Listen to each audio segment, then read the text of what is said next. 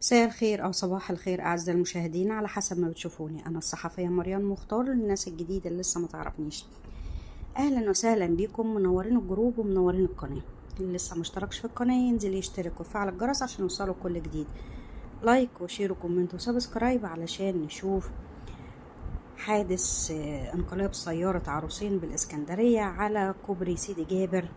حادث مؤلم طبعا. انقلبت سيارة زفة كان فيها عروسين وتوفى السائق، او مش السائق، او هو معزوم هو واسرته على خطوبة عروسين، وزف على كوبري سيدي جابر.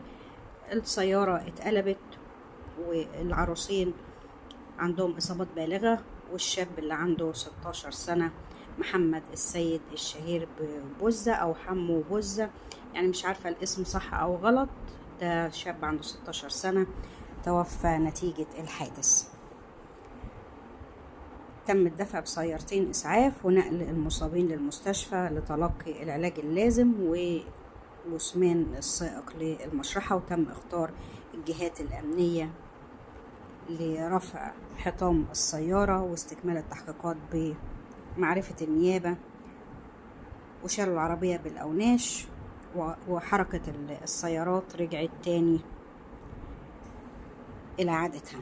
الفرح تحول إلى عزا بعد انقلاب سيارة زف أعلى كوبري سيدي جابر في الساعات الأولى من صباح اليوم الأحد 1 سبتمبر. اللي توفى زي ما قلت لحضراتكم الشاب محمد سيد، ربنا يرحمه ويصبر أسرته. هو من الفلكي، كان مع أسرته في الفرح وتوفى نتيجة الحادث. الكوبري كان من ناحية محطة الرمل.